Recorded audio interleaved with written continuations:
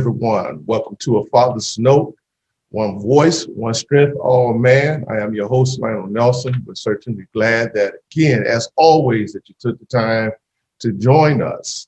Okay, again, tonight, what we're going to have an interview, a father talk, one-on-one interview with a very dear and close friend of ours. I will even go as far as saying a brother, absolutely.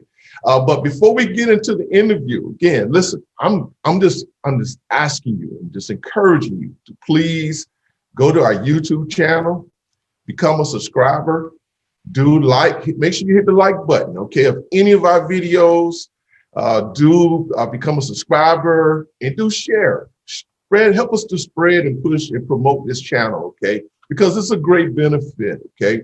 No doubt from where I come from, for where I stand, it's all about our men, it's all about our husbands, it's all about our fathers, it's all about our brothers. It's all about we as men, we taking our place in society, whereas that we can make sure that we're providing the best possible surroundings and communities and nation to our families, okay? So we all definitely need one another.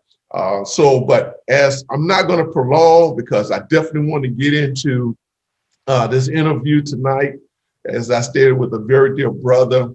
I'm sure he has a lot to say. He's a young man. I've watched him grow up over the years. But we're going to ask him that if you just go ahead on and come on in, join us on the Zoom here. Okay, but while we're doing that, we're going to ask him. What's up? What's going on? What's going on, big bro? What's going on? It's all good, man. Thank you so much for joining us. Glad you accepted our invitation. No problem. Looking forward to hear what you have to say for our men. Yes, sir. Okay? Yes, sir. Yes, sir. I want to say to all of those who are visiting us and fellowship and visiting us on Facebook, please start a watch party. Let your friends know, your family know. Hey, listen, a Father's Note is on tonight, and we have a great topic, a great conversation. Okay, so as we go forward, I'm going to let you introduce yourself. Why don't you introduce yourself to our audience? All right, how y'all doing? Father's Note. It's a pleasure for me to be on here. My name is Aaron Gibbons. I'm known as a musician, as a father, husband, pastor, leader, community activist. I mean, you name it. I'm doing a lot of different things. Business owner. There's quite a few things that I'm doing, but the most important thing, you know what I'm saying, is I'm a young man who loves God. Hey, man, that's number one. You're right. Yeah. That is the number one important thing there. Absolutely. Okay. Number one. So you did mention that you was married, right? Yes, sir. Yes, sir. Yes, sir. Okay. So how would you mind sharing with us how long you've been married now? Currently we're coming up on 2 years. 2 years. Okay. Mm-hmm. All right. Children? Yes. I have a daughter biologically and a stepson. Okay. All right. Mm-hmm. All right. And their ages? My son is 17 and my daughter is 14. Okay. Awesome. Mm-hmm. So listen, let's go ahead and get into some of these questions that I have for you. Okay. So you did mention that you was a young man. So you know, as a young man, 40 years young. 40 years young. 40 years young. I like you definitely was very specific about that. But nevertheless, though, what would you, in your experience, what would you identify as your greatest challenge that you had to learn about yourself as far as growing up? Okay. As far as growing up for me, my greatest challenge was coming out of the shadows of the expectations of my parents. And, you know, I'm sure you can relate to this, growing up in a Christian household, having leaders in church as parents. There's, you know, those preachers' kids, skepticisms that we have to overcome because they expect us, because we are preachers' kids, they expect perfection from us from day one. You can't make the same mistakes as other people when you're preachers' kids. They don't look at us the same. And I think that would probably be one of the greatest things I could say, that growing up was coming out of that, you know, realizing that I'm just as human as anybody else. And even though the perception and the persona is that I'm perfect. I am actually not. Mm.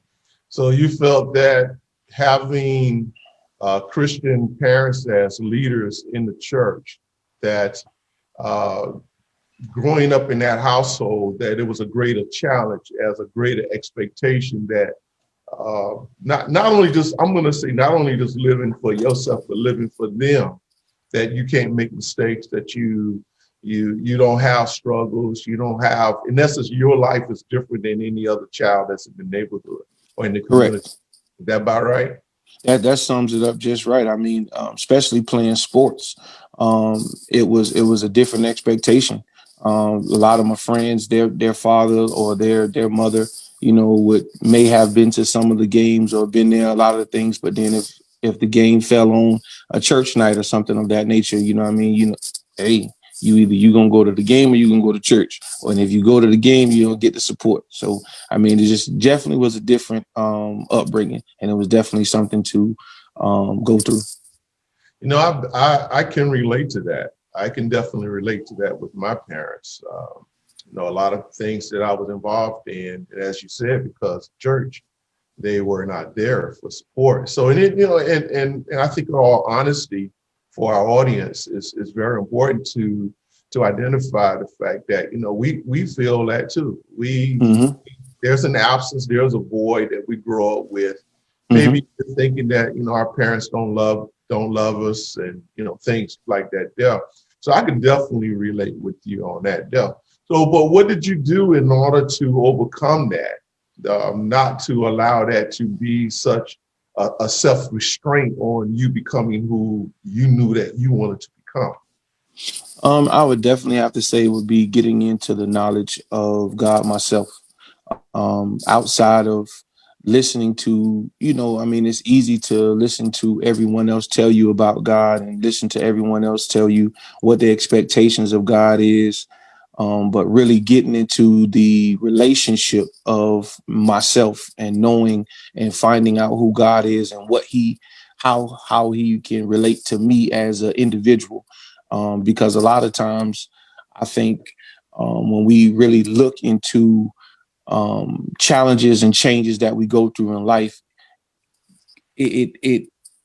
it's not always the same medicine for everybody. It's not the same prescription for everybody.